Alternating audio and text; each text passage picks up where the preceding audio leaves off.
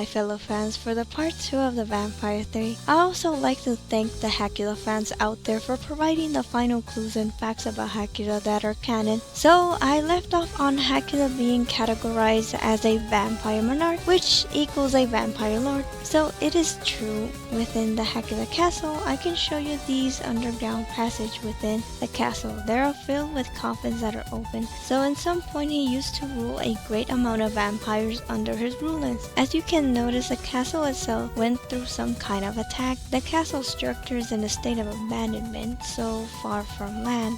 Thanks to being thrown far enough from Deluxe, the version of Hackula, in mid-air. From this height, you can see how far his castle is from land.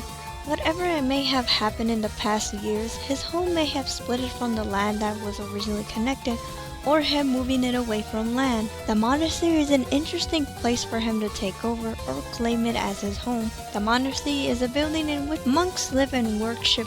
It's possible that Hackula had some kind of beef to whoever was in charge of the place, and later on claiming it. The place does tell a bit of a story to how it ended up within the aftermath. I am aware that vampires can enter a holy place, but as long as there is faith within the place, they cannot enter. So it means that Hackula entering the monastery due to no presence of true faith believed within the people. That were even if they had crosses or holy items, it wouldn't stop him. But as long as they believe within true faith, it could have worked. But usually these places are most comfortable place for vampires to live, shaping it as their forever home. And in 2023, on the news of his removal, we get this. It restored in its full glory. A few changes, or say a lot. The news of Hackula's no return has affected the place, but what remains the same is the tombstone that's slightly opened. As it's been stated by Crystal, Hackula has always been a vampire, so that removes the idea of mine that he was turned into a vamp, so it means that he could have been born as a vampire.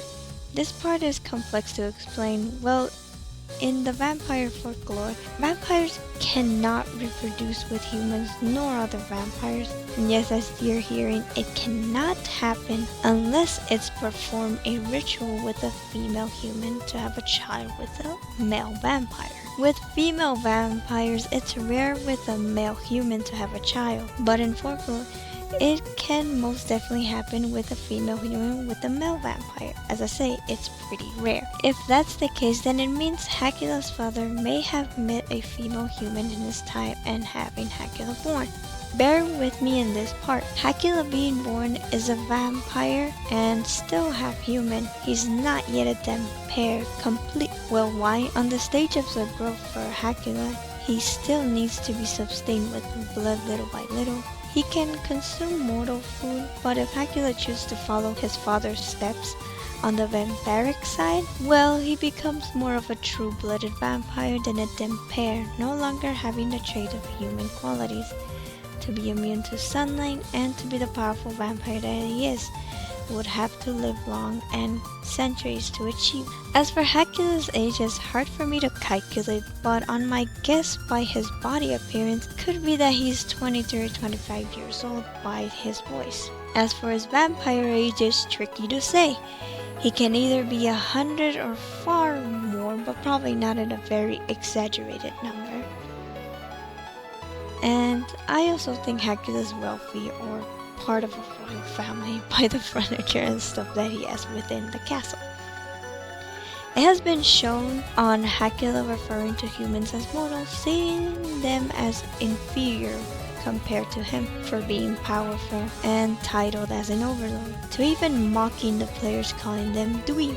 The word itself gives you the definition: a person who is physically and socially awkward and has little confidence. In the year 2022, to be revealed that he is Scottish by Zeno, so I guess it's canon. Even if we agree or not to this statement, it makes sense for him to live in Scotland. The weather there is quite moderate through changeable in spring, lasting approximately during the months of March, April, and May.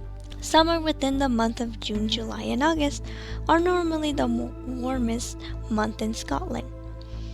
In fall, From September to November, winter in December, January, and February are generally the coldest months in Scotland. And lastly, his team color.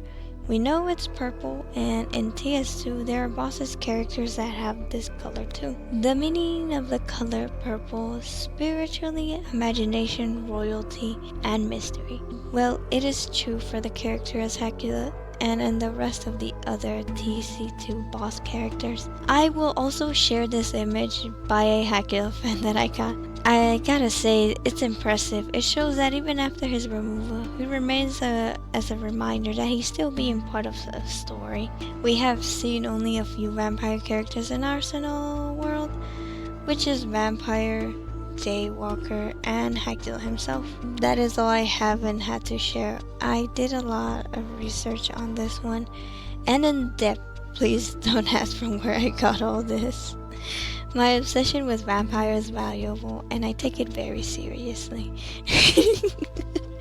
Anyway, thank you for watching, and I hope to make more videos like this or upload more unrelated content. I hope you're all having an amazing day.